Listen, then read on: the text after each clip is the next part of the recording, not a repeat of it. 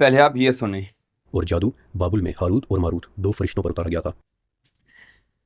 Sorry فرقان بھائی معذرت سے، لیکن جہاں آپ تھوڑا غلطی پر ہیں۔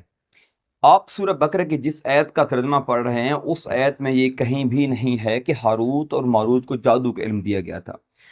بلکہ اس آیت میں ہے کہ جہاں ہاروت اور ماروت کو جس علم کے دینے کی بات کی گئی ہے اس سے پہلے شیاطین کے لیے جادو کرنے کا بولا گیا ہے، جبکہ ہاروت اور ماروت کے لیے فرمایا گیا ہے انزلہ، مطلب اور جو ان پر نازل کیا گیا۔ یہاں جادو یا کسی خاص علم کا نام نہیں ہے۔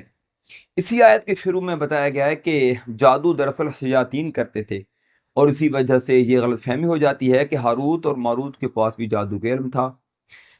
یہ کامن سینس کی بات ہے کہ فرشتے اللہ تعالیٰ کی ایک معصوم مخلوق ہیں اور وہ جادو جیسے قبیح اور کفر علم و عمل سے پاک ہیں۔ اس لیے کئی علماء اس بات کو رد کرتے ہیں اور کہتے ہیں کہ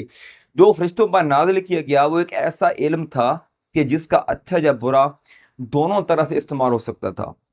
اور بنی اسرائیل اس کا برا استعمال کرتے تھے، مطلب میاں بیوی میں جدائی ڈالنے کے لیے، جیسا کہ آج کے دور میں موبائل فون کا اچھا استعمال بھی ہو سکتا ہے اور برا بھی، جبکہ موبائل فون فی نفس ہی مطلب اپنے آپ میں برا نہیں ہے، بلکہ اس کا استعمال اسے اچھا یا برا بناتا ہے، اور اسی طرح وہ ایک ایسا علم تھا جس کا استعمال اس کو اچھا یا برا کر سکتا تھا۔ تو بنی اسرائیل نے اس کو مطلب اس علم کو برے کے لیے استعمال کیا، لیکن اگر کرٹیکل نظر سے دیکھا جائے تو علماء کی یہ تشریح اچھی تو ہے لیکن اس میں بھی اشکال ہیں۔ اس کی وضاحت انشاءاللہ آپ کے اگلے پوائنٹ میں آ رہی ہے، پہلے وہ دیکھ لیتے ہیں۔